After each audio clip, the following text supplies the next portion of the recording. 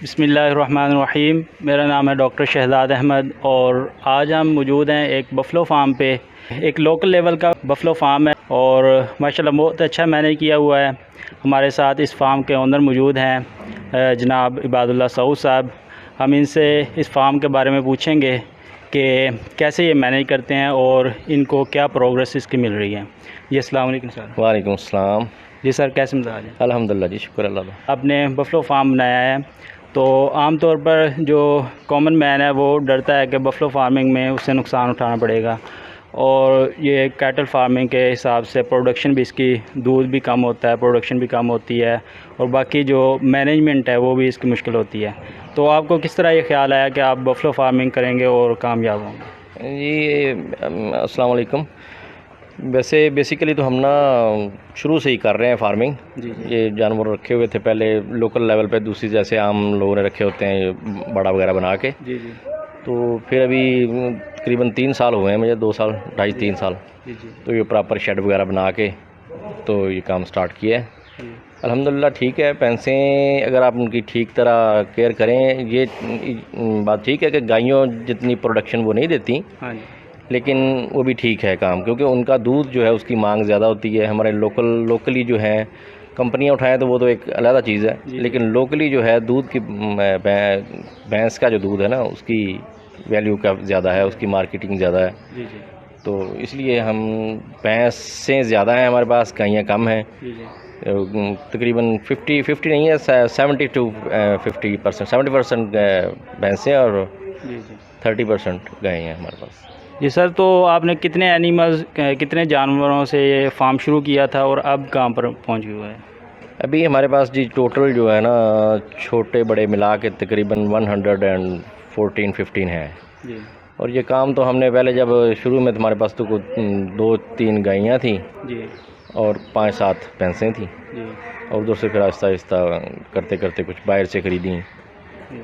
तो जानवर जब आप ख़रीदते हैं तो आप उसमें कौन कौन सी जो है वो क्वालिटीज़ देखते हैं कि ये जानवर आपको ज़्यादा प्रोडक्शन देगा और जो है आपको प्रॉफिट देगा, और इसके अलावा आप कौन से इलाके से जो है ये जानवर ख़रीद कर लाते हैं?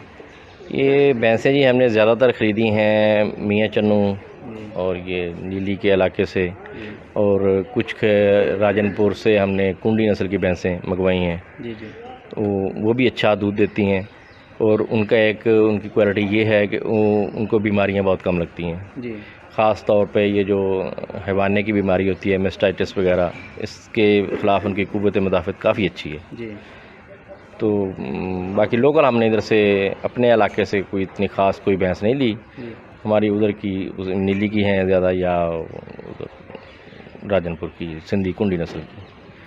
तो आपने जो भैंसें ली हैं इनकी एवरेज मिल्क प्रोडक्शन क्या है, और आप ये बता दें कि जो आपकी हाई यील्डर है सबसे ज़्यादा दूध देने वाली वो कितना दूध दे रही है? हाई यील्ड जी हमारे पास तकरीबन कुछ भैंसें हैं जो 18-20 तक जाती हैं, जी जी 16, 18, 20, और लेकिन जो एवरेज निकालें तो एवरेज हमारी 10 केजी है भैंस की। ठीक है। तो इसको आपने भैंसों को कौन सा चारे पे रखा हुआ है? साइलेज डालते हैं या फिर ग्रीन फॉडर जो है सब्ज़ चारा है वो इस्तेमाल करते हैं, और साथ जो वंडा है वो कौन सा यूज़ कर रहे हैं?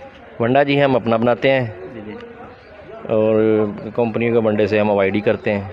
ज़्यादातर वंडा हम अपना ही बनाते हैं, और भैंसों को हम ग्रीन फूडर डालते हैं, और जो मिल्किंग वाली भैंसें हैं उनको थोड़ा साइलेज भी देते हैं साथ, जी साइलेज और ग्रीन फूडर मिक्स करके देते हैं।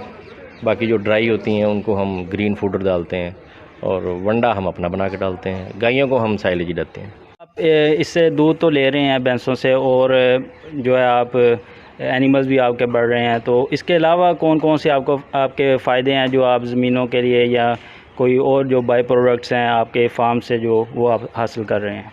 इसके जी एक तो ये जानवर हमने रखे हुए हैं, हम इनकी खिदमत करते हैं, जी जी तो जानवरों की खिदमत करना सवाब भी है। जी और दूसरे नंबर पे ये एक ज़िम्मेदार जो है उसकी ये शान होती है जानवर जो होते जी हैं। तो वैसे बेसिकली ज़िम्मेदार भी है हमारा, और इनका जो ख़ास तौर पे गोबर है ना वो अब सारा हम डालते हैं अपनी ज़मीन में, और हमारी जो यूरिया की है ना खपत लागत वो पहले से आधी हो गई है। पहले जहाँ हम 2 बैग यूरिया जिस फसल को देते थे वो एक भी हमें नहीं देना पड़ता। हम क्योंकि हमारा गोबर काफ़ी ज़्यादा होता है और फिर वो हम डालते हैं फसलों में। और दूसरे नंबर पे हमें फ़िश फार्म बनाया हुआ है। फ़िश फार्म के अंदर भी हम गोबर इनका डालते हैं, इनकी वेस्टेज डालते हैं, उससे वो मछलियाँ भी जो है बहुत अच्छी ग्रो करती हैं वो। तो ये इसके अलावा भी इसके ये फ़ायदे हैं। बाकी लेबर भी हमारे पास लगी हुई है, लोगों को भी रोज़गार मिल रहा है। शुक्रिया, आपने हमें टाइम दिया और जो है एक लोकल लेवल पे प्रोग्रेसिव फार्म जो है वो हमने आप नाज़रीन को दिखाया है कि किस तरह आप जो है लोकल लेवल पर बफलो फार्म में भी कामयाबी हासिल कर सकते हैं। तो बहुत शुक्रिया आपका। जी बहुत शुक्रिया, आपने हमें वक्त दिया, तो थैंक यू जी। तो वीडियो का दूसरा हिस्सा स्टार्ट करते हैं। हम ये जो जगह है ये ननकाना साहब में 7 गांव हैं, वहाँ पर हम खड़े हैं और हमारे साथ मौजूद हैं इस फार्म के कंसल्टेंट डॉक्टर मोहम्मद तैयब यूनुस साहब, जो कि इस फार्म को कंसल्टेंसी दे रहे हैं और इनकी जो मैनेजमेंट है इसके हवाले से, न्यूट्रिशन के हवाले से और बाकी जो इनको चैलेंजेस हैं उसको डील करते हैं। तो अस्सलाम वालेकुम डॉक्टर साहब। वालेकुम सलाम। जी सर, कैसे हैं? अल्लाह का एहसान डॉक्टर साहब, आप ठीक हैं? ठीक है अल्हम्दुलिल्लाह। जी डॉक्टर साहब, आप बताएं कि आप इस फार्म को कंसल्टेंसी देते हैं और आपने इसको देखते हुए आप ये बताएं कि लोकल लेवल पर कोई अगर बफलो फार्मिंग करना चाहता है तो वो किस हद तक कामयाब हो सकता है as compared to cattle farming? Doctor साहब, जिस तरह कैटल फार्मिंग में अब लोग बहुत आगे जा चुके हैं माशाल्लाह, एक कॉर्पोरेट सेक्टर है, ये भी बन सकता है, लेकिन अनफॉर्चुनेटली इस पर उतनी तवज्जो नहीं है। और सेकेंडली हमारे वेट्स की और हमारे कमर्शियल लेवल पे ना बफलो को एज सच इतना सराहा नहीं जाता, इसे अच्छा जानवर समझा नहीं जाता, क्योंकि वाकई ही इसमें ना थोड़े से कुछ नेचुरल चीज़ें इसमें ऐसी आ जाती हैं कि इसकी एक साइकी आपको अलहदा तरीके से समझनी पड़ती है, इसको अलहदा तरह से लेके चलना पड़ता है। अब जो हमने डिग्री में पढ़ा था उस लिहाज से बहुत सारी चीज़ों को ये सिर्फ फार्म ही जो है ना वो गलत कर रहा है। जिस तरह अभी हमारे फील्ड में एक लॉजिक दिया जाता है जी, हमने बफलो इसलिए नहीं रखनी कि एक इनका जो काविंग इंटरवल है वो 2-2 साल का है। अब हमारे पास जो इधर बफलोज़ हैं, हमारी बफलोज़ का पिछले साल जो काविंग इंटरवल था वो था 11 माह 5 दिन का। सही, ठीक है। आफ्टर पार्चुएशन 27 दिन 28 दिन मैक्सिमम 35 दिन में हमारी बफलो क्रॉस होती थी। अब जो बफलो 3 साल इधर खा चुकी है, इधर की खुराक खा चुकी है, अब वो बफलो 22 डेज़ पे क्रॉस हो रही है। सही, ठीक है। अब हमारी जो एक बफलो रिसेंटली भी जिसमें पार्चुएट करना है और बाकी जो सारी उसके पीछे आ रही हैं पार्चुएशन में, हमने दरअसल 3 सेक्शन बनाए हुए, 3 सेक्शन में पार्चुएशन की मेंटेन की हुई ताकि सारा साल दूध जो मेंटेन रहे। अब वो बफलो जो है वो 22 डेज़ पे क्रॉस हुई थी और इस साल हमारी सिर्फ कुछ एक बफलोज़ हैं जो 30 डेज़ प्लस से क्रॉस हुई हैं, बाकी सारी हमारी पहले ही क्रॉस हुई हैं। और अल्लाह का शुक्र है कि हमें वैसे भी हार्मोनल इशू या कोई और इनका रिप्रोडक्टिव इशू बहुत कम आया है। 3 साल और 6 माह के अरसे में अभी तक हमने सिर्फ 7 जानवरों को इंट्रायूटाइन थेरेपी दी है और 2 जानवरों को हार्मोन लगाए बाहर से, ठीक है, ताकि वो कंसीव करें। कोई इस तरह की इसमें मेडिसन करना इंक्लूजन नहीं करनी पड़ी। डॉक्टर साहब ने बहुत अच्छी बात की है कि हम बफलो को बुरा कहते हैं कि भैंसों को रखें तो हम कामयाब नहीं हो सकते, उतनी प्रोडक्शन नहीं ले सकते। तो असल उसकी वजह यही है कि उस पर इतनी रिसर्च ही नहीं है, उस पर लोगों ने इतना काम ही नहीं किया। तो डॉक्टर साहब ने मेहनत की है और नज़र आ रही है कि फार्म बहुत अच्छा जा रहा है, प्रोडक्शन भी सही आ रही है और एनिमल्स कंसीव भी टाइमली कर रहे हैं। तो डॉक्टर साहब, इसके अलावा जो फार्मिंग है, डेयरी फार्मिंग बफलो की, उसमें आपको कौन से चैलेंजेस जो लोकल लेवल पर फेस करने पड़ते हैं? लोकल लेवल पे जो चैलेंज है सबसे बड़ा ये है कि आप फार्मर को एतमाद में लेके आएंगे कि यार आप अपना वंडा खुद बनाएं, फीड फार्मुलेशन आप अपनी खुद करें, प्रोग्रेसिव फार्मिंग की तरफ आएँ। ये थोड़ा सा चैलेंजिंग होता है इसमें, मतलब कि मैं 3 साल 3.5 साल से लोगों पे वर्क कर रहा हूँ, किसी जगह कामयाब हुआ हूँ, किसी जगह कामयाब नहीं भी हुआ। अब इस जगह पे हम पिछले 2 साल से अपना जो है ना वंडा फार्मुलेट करके वो डाल रहे हैं। सबसे जो ज़्यादा इशू था प्रोडक्शन का, अब माशाल्लाह जो अपनी हमारी पहली हिफर्स जिसने पार्चुएट किया था ना, उसके साथ अभी हमारी 17 हिफर्स हैं, 17 जिन्होंने पार्चुएट कुछ ने कर लिया, कुछ ने करना है। अब हमें उनकी जो एवरेज है वो 18 लीटर आ रही है। ठीक है। जो हमारे कॉमनली फील्ड में बफलो चलती है वो 10 लीटर वाली चलती है, इधर हमारी जो हिफर है वो हमें 18 लीटर दे रही है तो जो बफलो का दूध है वो 20% कॉस्ट में भी ज़्यादा जा रहा है और बफलो की मिल्क की डिमांड भी है। तो हमारे इलाके में तो हमें सूट करता है बफलो का दूध। ठीक है, एक काओ इधर जो हमें फार्म पे 25 लीटर दूध दे रही है और एक हमारे बफलो जो 18 दे रही है, डेफिनेटली हमें वो बफलो पसंद है। और जो हमारी अपनी हीफर्स हैं वो अल्लाह का शुक्र है कि जो पहले प्रायोरिटी में पहले सुबह में हमें दूध दे रही हैं 18 लीटर एवरेज। ठीक है, तो इंशाल्लाह ताला जब वो 30 से चौथे सुबह में होंगी तो वो सारी जो हैं वो 23, 24 इस पे जाएंगी। और अल्हम्दुलिल्लाह इसीलिए मेहनत कर रहे हैं कि इनकी ब्रीड बनानी है।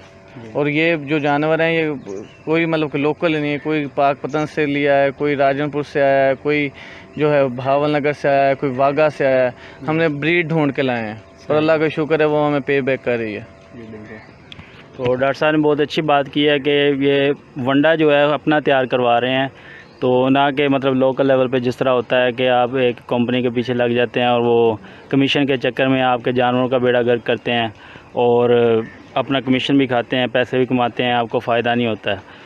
तो डॉक्टर साहब ये बात ठीक है कि मतलब आप जो कमर्शियल वंडा यूज़ करते हैं उसमें ब्रीडिंग के इश्यूज़ भी आते हैं, उसमें बाकी डिजीज़ मास्टाइटिस वगैरह वो भी, तो अगर अपना वंडा तैयार करते हैं तो उससे इस तरह के इश्यूज़ नहीं आते। बिल्कुल ऐसे ही है। सबसे मज़े की बात यह है कि आपको पता होता है यार हम क्या डाल रहे हैं, क्या निकाल रहे हैं। जी, इनपुट और आउटपुट सारे का जो आप बैलेंस है वो रख सकते हैं। और सेकेंडली ये जो आजकल फीड वाले हैं ना वनडे की कंपनियां, ये तो जल्लाद हैं, ये तो जानवर का ख्याल रखते नहीं हैं।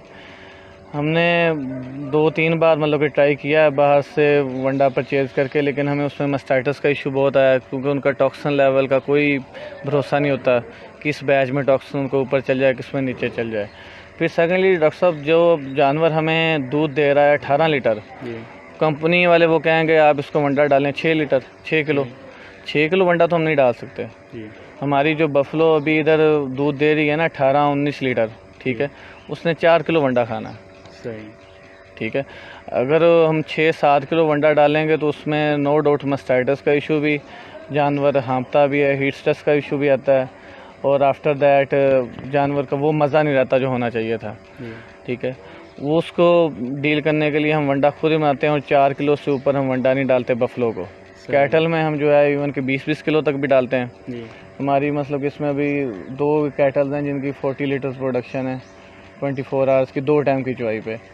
तो एक का जो है वो उसके है प्रायोरिटी 13 सुबह हमारे पास हो चुकी है। इनके पास पहले ही मतलब जब फार्म डेवलप नहीं किया था तब से थे, उससे 20 किलो वंडा डल रहा है।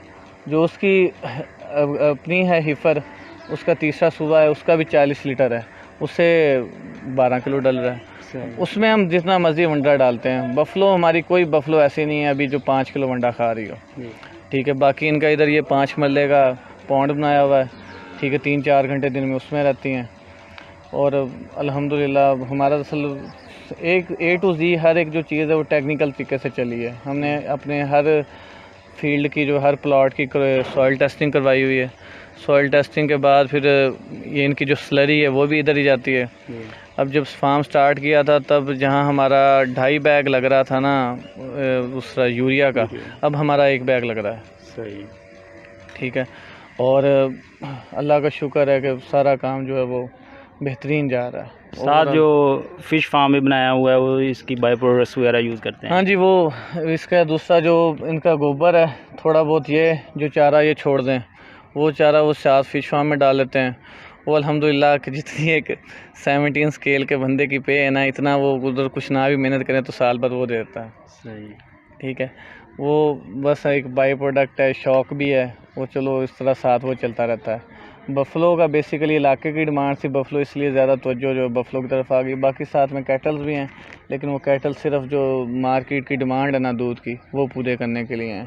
कैटल में हम ज़ाहिर बात है एज सच जिस तरह डेयरी फार्म से होता है, जितना उसमें ट्राई हो सके हम वही कर रहे हैं। नेचुरल इंसेमिनेशन की तरफ नहीं जाते, उसमें भी आर्टिफिशियल इंसेमिनेशन ही है, उसमें भी खुराक खुद से अपनी बना के डाल रहे हैं। और वो भी जो ब्रीड है आलमोस्ट खुद की तैयार की है, चंद एक जो कैटल हैं वो बाहर से आई हैं। ये तो डॉक्टर साहब अगर कोई बफलो फार्म भैंसों का फार्म बनाता है लोकल लेवल पर, तो आप क्या समझते हैं कि वो प्रॉफिटेबल है या नहीं? आम इंसान जो ये फार्मिंग करना चाह रहे हैं और वो चाह रहे हैं कि कोई उनको एक अच्छे तरीके से गाइड करे, आप उनको क्या मशवरा देंगे? वो प्रॉफिट हासिल कर सकते हैं? डॉक्टर साहब, कोई भी काम जो है ना वो इतना इजी नहीं होता। अनफॉर्चुनेटली जो हमारा लोकल लेवल का बंदा है ना, वो जानवर को स्टिल 21st सेंचुरी में भी ना जानवर ही समझता है कि यार ये डंगर है, पाल पुल जान के कोई मसला नहीं। जितना एक ज़िम्मेदार 1 एकड़ ज़मीन पे मेहनत करता है ना, उसके घर में 6 जानवर खड़े हैं, उस पर उतनी मेहनत नहीं करेगा। जी। ठीक है, टेक्निकलिटीज़ तो दूर की बात, नेचुरल जो है ना एक समझ, उसके मुताबिक भी वो नहीं चलेगा। ठीक है, ये जो काम स्टार्ट किया है, इसमें हमने इसको अपने हाइडक नहीं बनाया, लेकिन एफर्ट पूरी की है। ठीक है, कोई मसला बना है, मैं इधर वैसे विज़िट पे आता हूँ, कोई मसला बना है तो इधर रात भी रुके हैं, इधर 2-2 दिन भी रुके हैं। ठीक है, इधर आना पड़ता है। ठीक है, इनको तवज्जो देनी पड़ती है, इनका जो काम है वो अप टू डेट रहना चाहिए। ठीक है, A to Z breed collection में एक चीज़ में मैंने मतलब कि ना कोई अपॉर्चुनिटी जो लूज़ नहीं की। ठीक है, उस लिहाज से जितना बाकी आप सेक्टर में मेहनत करते हैं ना, उसकी निस्बत इस सेक्टर में अल्हम्दुलिल्लाह बहुत रोज़ी रोटी है, बहुत प्रॉफिटेबल है। और जो बंदा ये कर सकता है ना, उसको करना चाहिए। 3-4 साल इसमें बंदा ज़ाहिर बात है सब्र करता है, लेकिन वो सब्र में भी कुछ ना कुछ ज़रूर आता है। ऐसा बिल्कुल नहीं है कि उस सब्र में आपको कुछ नहीं आएगा। और बहुत ठीक ठाक अल्हम्दुलिल्लाह इसमें अर्निंग है। जितने आप किसी बाकी सेक्टर में इन्वेस्ट करते हैं ना, इसमें आपका कैपिटल इंक्रीज़ होता है। अब छोटी सी मिसाल आपको दे दूं कि 3 साल पहले जब ये जानवर हमने डालना शुरू किए, उनकी जो पीछे कटियाँ थीं और उनकी जो पीछे हीफर्स थी, वो हमारे पास सब मतलब कि डिलीवर कर रही हैं, पार्चुएट कर रही हैं हमारे पास। अब वो कैपिटल है। अब जो डेली का है ना बचत, वो अब छोड़ दें, वो कैपिटल है। अब जो 17 हीफर्स हैं, आप कहीं भी मार्केट में ले जाएं, वो 17 हीफर जो हैं वो कम से कम 50 लाख की हैं। ठीक है, जो 18 मार्केट में, आप पता तो कौन है, जो 18 लीटर दूध दे रही है बफलो हीफर, उसकी मार्केट है वैल्यू क्या है उसकी। ठीक है, और सेकेंडली हमारे पास इस तरह जो हैं बछड़े और कटड़े, वो साल ब साल सेल कर देते हैं। डेली का जो दूध जा रहा है अल्हम्दुलिल्लाह वो भी प्रॉफिट दे रहा है। ठीक है, बाकी नफ़ा नुकसान हर काम में होता है, लेकिन एट दी एंड आप खुश होते हैं, अल्हम्दुलिल्लाह बेहतर है। जी। तो एट दी एंड डॉक्टर साहब ने जो रिमार्क्स दिए हैं कि आपको अगर आप ये काम स्टार्ट करना चाहते हैं तो आपको कम से कम 2-4 साल जो है वो वेट करना पड़ता है, जब तक आपकी हीफर्स जो हैं वो मिल्किंग पे नहीं आ जाती, आपके जो बछड़े हैं वो नहीं बड़े हो जाते। तो डॉक्टर साहब बहुत शुक्रिया, आपने वक्त दिया और आपने माशाल्लाह बहुत अच्छा काम कर रहे हैं, हम अप्रिशिएट करते हैं इसको। तो एट दी एंड आप क्या कहना चाहते हैं? बस यही कहना चाहूँगा यार कि जो हमारी वेटरनरी बरादरी है ना, जो हमारे वेट्स हैं, वो फील्ड में अपना आउटपुट दें तो इंशाल्लाह ताला बहुत बहुत बेहतरी आएगी। इंशाल्लाह ताला उनका अपना आप भी बेहतर होगा, उनका भी इलाके में नाम बनेगा और लोगों को भी बेहतर होगा। जो मतलब कि DVM में सीखा है वो आगे डिलीवर करें। जी, इसके साथ ही हमें इजाज़त दें, अपना ख्याल रखिएगा, अल्लाह हाफिज़।